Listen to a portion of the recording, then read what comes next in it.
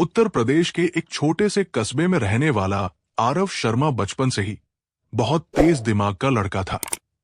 उसके पिता एक स्कूल में शिक्षक थे और मां गृहिणी। घर में पैसे ज्यादा नहीं थे, लेकिन सपने बहुत बड़े थे। आरव के पिता हमेशा उससे कहते थे, बेटा, जिंदगी में ऐसा काम करना कि लोग तुम्हारे नाम से तुम्हें पहचाने। आरव बचपन से ही पढ़ाई में बहुत अच्छा था। स्कूल के सभी शिक्षक उसे बहुत पसंद करते थे, लेकिन जिंदगी हमेशा आसान नहीं होती। जब आरव कॉलेज में था, तभी उसके पिता की अचानक मृत्यु हो गई। घर की सारी जिम्मेदारी आरव के कंधों पर आ गई। मां की तबीयत भी अक्सर खराब रहती थी। ऐसे समय में कई लोगों ने कहा, अब पढ़ाई छोड़ दो, कोई नौकरी कर लो। लेकिन आरव के दिल में एक सपना था, आईएएस बनने का सपना। पहली मुलाकात। इसी दौरान उसकी जिंदगी में एक लड़की आई। उसका नाम था सिया। सिया उसी शहर के एक कॉलेज में पढ़ती थी। वो बहुत समझदार और आत्मनिर्भर लड़की थी। एक दिन लाइब्रेरी में आरव पढ़ रहा था। तभी सिया उसके पास आई और बोली, तुम रोज यहां पढ़ते हो, क्या तैयारी कर रहे हो? आरव थोड़ा मुस्कुराया और बोला, आईएएस की। सिया की आंखों में चमक आ गई। सच में? ये तो बहुत बड़ी बात है। उस दिन से दोनों की दोस्ती शुरू हो गई। धीरे धीरे दोस्ती प्यार में बदल गई। सिया ने आरव के सपने को अपना सपना बना लिया। संघर्ष के दिन।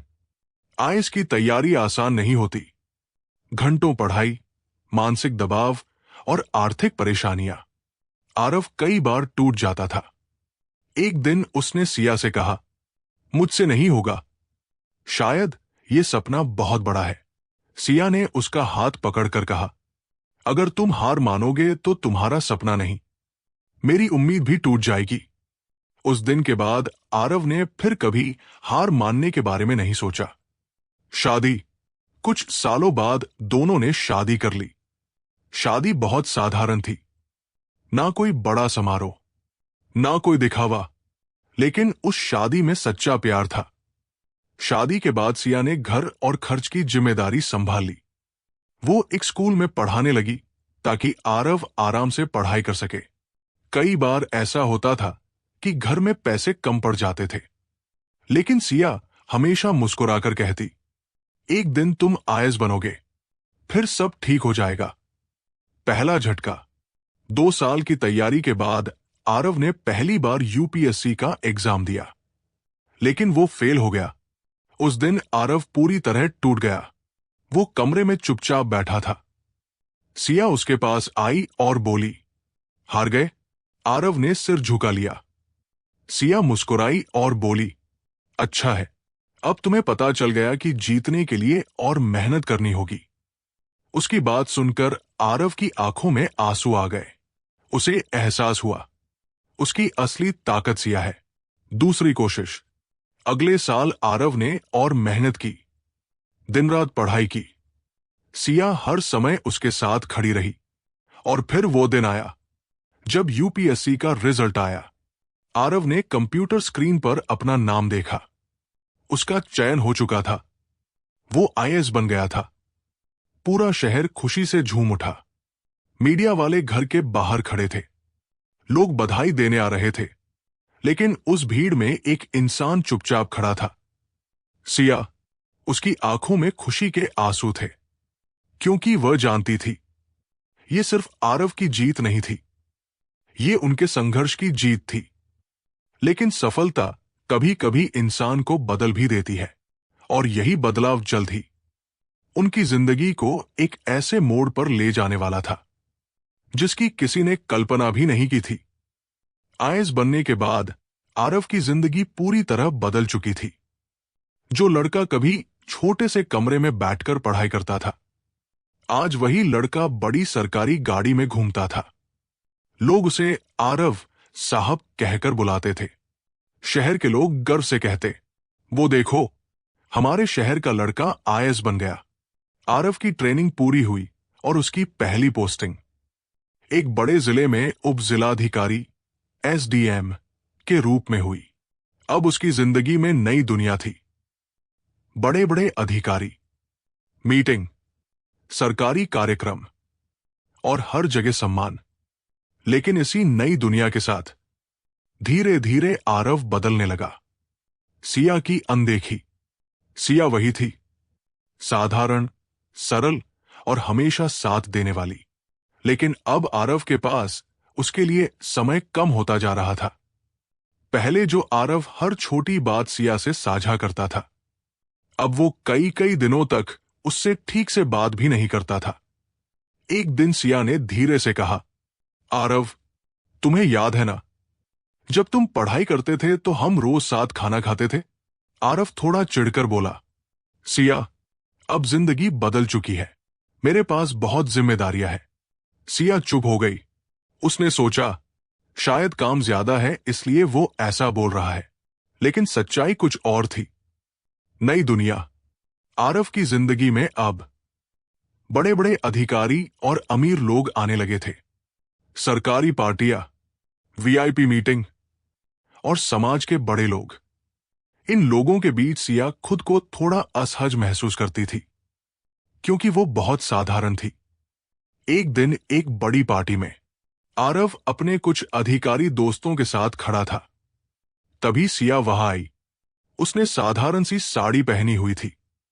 आरव के एक दोस्त ने धीरे से कहा, यही आपकी पत्नी है? आरव ने हल्की सी मुस्कान दी, लेकिन उसके चेहरे पर झिझक साफ दिख रही थी। उस दिन पहली बार सिया ने महसूस किया, आरव को अब उसके साधारण होने से शर्म आने लगी है। टूटता रिश्ता। समय बीतता गया। अब आरव अक्सर देर रात घर आता था। कभी कभी तो कई दिनों तक घर ही नहीं आता था। एक रात सिया ने उससे पूछा, क्या अब तुम्हें मेरी जरूरत नहीं रही? आरव गुस्से में बोला, सिया, हर बात को ड्रामा मत बनाया करो। यह सुनकर सिया की आंखों में आंसू आ गए। वो वही लड़की थी जिसने उसके सपनों के लिए अपनी जिंदगी लगा दी थी। लेकिन अब वही लड़की उसकी जिंदगी में बोझ बनती जा रही थी। सबसे बड़ा फैसला।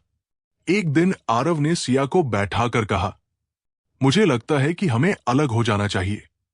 सिया को लगा जैसे किसी ने उसके पैरों के नीचे से जमीन खींच ली हो। उसने कांपती आवाज में पूछा, क्या क्या मतलब? आरव बोला, तलाक। ये शब्द सुनते ही सिया की दुनिया जैसे रुक गई। उसने धीरे से कहा, आरव, क्या तुम्हें याद है जब तुम हार मानने वाले थे, तब किसने तुम्हें संभाला था?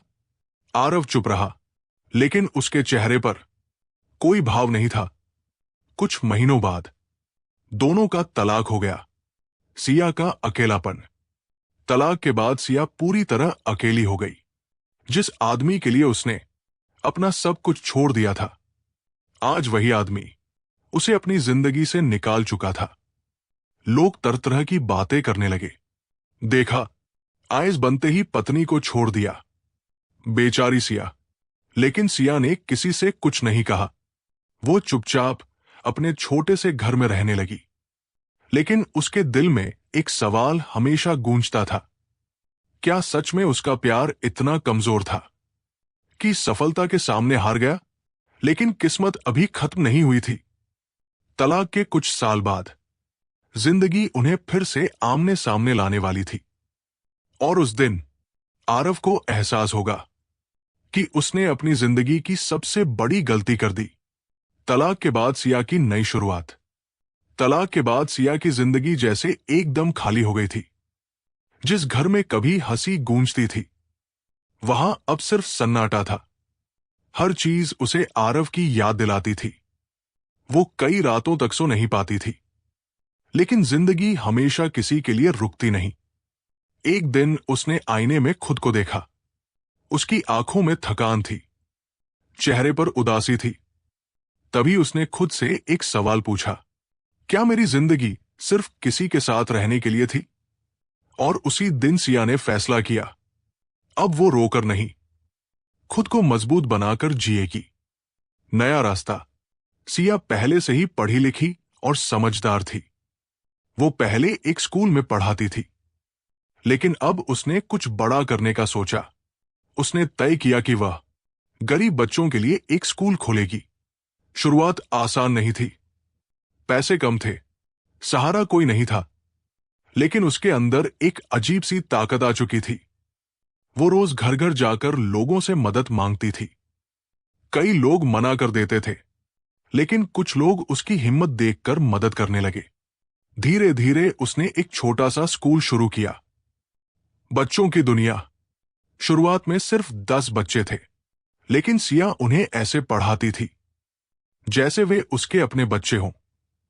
वो सिर्फ पढ़ाई ही नहीं, बल्कि उन्हें अच्छे इंसान बनना भी सिखाती थी।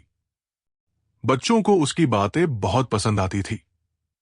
कुछ ही सालों में उसका छोटा सा स्कूल एक बड़ा शिक्षा केंद्र बन गया। अब वहां सैकड़ों बच्चे पढ़ने लगे थे। लोग दूर दूर से अपने बच्चों को सिया के स्कूल में भेजने लगे। धीरे धीरे सिया पूरे जिले में एक प्रेरणादायक महिला के रूप में पहचानी जाने लगी। आरव की दुनिया। उधर आरव की जिंदगी भी आगे बढ़ रही थी। वो अब एक बड़े जिले का जिलाधिकारी डीएम बन चुका था। उसके पास सब कुछ था, पैसा, सम्मान और ताकत। लेकिन उसके दिल में कहीं ना कहीं एक खालीपन था। कभी कभी उसे सिया की याद आती थी। उसे याद आता था कैसे वो रात रात भर उसके लिए चाय बनाती थी, कैसे वो हर मुश्किल में उसका हौसला बढ़ाती थी। लेकिन अब बहुत देर हो चुकी थी। किस्मत का खेल। एक दिन राज्य सरकार ने जिले के सभी बड़े स्कूलों और संस्थानों का निरीक्षण करने का आदेश दिया। इस काम की जिम्मेदारी दी गई जिलाधिकारी आरव शर्मा को। आरव अपनी टीम के साथ जिले के अलग अलग स्कूलों का निरीक्षण कर रहा था। तभी उसकी टीम ने एक स्कूल का नाम बताया, नई रोशनी शिक्षा केंद्र। अधिकारियों ने कहा, सर, यह स्कूल पूरे जिले में बहुत प्रसिद्ध है। यहां गरीब बच्चों को मुफ्त शिक्षा दी जाती है। आरव ने कहा, ठीक है, आज वही चलते हैं। वो पल जब आरव की सरकारी गाड़ी उस स्कूल के गेट पर पहुंची तो वहां सैकड़ों बच्चे खेल रहे थे। दीवारों पर सुंदर चित्र बने हुए थे। पूरा स्कूल बहुत सादगी और प्यार से भरा हुआ था। आरव अंदर गया। स्कूल के एक कर्मचारी ने कहा, सर, हमारी संस्थापक मैडम अभी आ रही है। कुछ ही पल बाद एक महिला धीरे धीरे वहां आई। साधारण साड़ी, शांत चेहरा, लेकिन आंखों में आत्मविश्वास। जैसे ही आरव ने उस महिला को देखा, उसका दिल जोर से धड़कने लगा, क्योंकि वो कोई और नहीं थी, वो सिया थी। अनकही मुलाकात। कुछ सेकंड के लिए दोनों की नजरें एक दूसरे से टकराईं। समय जैसे थम गया। आरव को यकीन नहीं हो रहा था कि जिस लड़की को उसने कभी कमजोर समझकर छोड़ दिया था, आज वही लड़की सैकड़ों बच्चों की जिंदगी बदल रही है। सिया ने बहुत शांत आवाज में कहा, नमस्ते सर। उसकी आवाज में न कोई शिकायत थी, न कोई गुस्सा, बस आत्मसम्मान था। और उसी पल आरव को एहसास हुआ जिसे वो अपनी जिंदगी से निकाल चुका था। असल में वही उसकी जिंदगी की सबसे बड़ी ताकत थी। लेकिन कहानी अभी खत्म नहीं हुई, क्योंकि अगला पल आरव की जिंदगी का सबसे भावुक पल बनने वाला था। जब उसे पता चलेगा कि सिया ने सिर्फ स्कूल ही नहीं बनाया, बल्कि उसने उसकी याद को भी अपनी जिंदगी में जिंदा रखा है। एहसास, पश्चाताप और सिया की असली जीत। स्कूल के उस छोटे से ऑफिस में आरव और सिया आमने सामने बैठे थे। कमरे में एक अजीब सा सन्नाटा था। कभी जो दोनों घंटों बातें करते थे, आज उनके पास शब्द ही नहीं थे। आरव की नजर बार बार सिया के चेहरे पर जा रही थी। वो वही सिया थी, लेकिन फिर भी पहले जैसी नहीं थी। अब उसके चेहरे पर मासूमियत के साथ साथ आत्मविश्वास और मजबूती भी थी। आरव का सवाल। कुछ देर की खामोशी के बाद आरव ने धीरे से पूछा, सिया, तुमने ये सब कैसे कर लिया? सिया हल्की मुस्कान के साथ बोली, जब जिंदगी किसी का सहारा छीन लेती है, तब इंसान खुद ही अपना सहारा बनना सीख जाता है। उसकी ये बात सुनकर आरव के दिल में जैसे तीर चुभ गया। क्योंकि वह जानता था उस सहारे को छीनने वाला वही था। बच्चों का प्यार। तभी कुछ छोटे बच्चे दौड़ते हुए कमरे में आ गए। वे खुशी से बोले, मैडम, मैडम, हमें नई किताबें मिल गई। सिया बच्चों के पास गई और प्यार से उनके सिर पर हाथ फेरने लगी। वो बोली, अच्छे से पढ़ना, तुम सबको बहुत बड़ा इंसान बनना है। बच्चों की आंखों में चमक थी। वे सिया को मां कहकर बुलाते थे। ये देखकर आरव की आंखें नम हो गई। उसे एहसास हुआ, जिस लड़की को उसने कभी कमजोर समझा था, आज वही लड़की सैकड़ों बच्चों की जिंदगी की रोशनी बन चुकी है। एक बड़ा सच। आरव स्कूल का निरीक्षण कर रहा था। तभी उसकी नजर दीवार पर लगे एक बड़े बोर्ड पर पड़ी। उस पर लिखा था, इस शिक्षा केंद्र की प्रेरणा आरव शर्मा। यह देखकर आरव चौंक गया। उसने सिया से पूछा, मेरे नाम पर यह क्यों लिखा है? सिया ने शांत स्वर में कहा, क्योंकि अगर उस दिन मेरी जिंदगी नहीं टूटती तो शायद मैं इतनी मजबूत भी नहीं बनती। आरव की आंखों से आंसू निकल आए। उसे पहली बार अपनी गलती का असली एहसास हुआ। पछतावा। आरव धीरे से बोला, सिया, मैंने तुम्हारे साथ बहुत गलत किया। तुमने मेरे सपनों को पूरा करने के लिए अपनी पूरी जिंदगी लगा दी, और जब मुझे सफलता मिली तो मैंने तुम्हें ही अपनी जिंदगी से निकाल दिया। उसकी आवाज कांप रही थी। अगर हो सके तो मुझे माफ कर दो। सिया का जवाब। सिया कुछ पल चुप रही। फिर उसने धीरे से कहा, आरव, मैंने तुम्हें बहुत पहले ही माफ कर दिया था, क्योंकि अगर मैं नफरत को दिल में रखती तो शायद इन बच्चों को इतना प्यार नहीं दे पाती। आरव ने सिर झुका लिया। उसे समझ आ गया, सिया उससे कहीं ज्यादा बड़ी इंसान बन चुकी है। आखिरी मुलाकात। निरीक्षण खत्म हो गया। आरव अपनी गाड़ी की ओर बढ़ने लगा, लेकिन जाने से पहले उसने एक बार फिर पीछे मुड़कर देखा। सिया बच्चों के बीच खड़ी थी। बच्चे उसके चारों तरफ हंस रहे थे। वो दृश्य किसी मंदिर से कम नहीं लग रहा था। आरव ने मन ही मन कहा, जिसे मैंने खो दिया वही मेरी जिंदगी की सबसे बड़ी दौलत थी। सिया की असली जीत। उस दिन के बाद आरव कई बार उस स्कूल की मदद करता रहा, लेकिन उसने कभी सिया की जिंदगी में दोबारा आने की कोशिश नहीं की, क्योंकि अब वो समझ चुका था, कुछ रिश्ते वापस नहीं आते, लेकिन उनकी सीख जिंदगी भर साथ रहती है। सिया अपने स्कूल और बच्चों के साथ खुश थी। वो अब किसी की पत्नी के नाम से नहीं, बल्कि अपनी पहचान से जानी जाती थी। लोग कहते थे, अगर हिम्मत की मिसाल देखनी हो तो सिया से मिलो। कहानी की सीख। जिंदगी में सफलता बहुत बड़ी चीज होती है, लेकिन अगर सफलता के साथ हम अपने साथ देने वालों को भूल जाए तो वो सफलता अधूरी रह जाती है। क्योंकि कई बार हमारी असली ताकत वही लोग होते हैं जिन्हें हम सबसे आसान समझकर खो देते हैं। और सिया ने साबित कर दिया, एक मजबूत औरत की खामोश जीत दुनिया की सबसे बड़ी जीत होती है।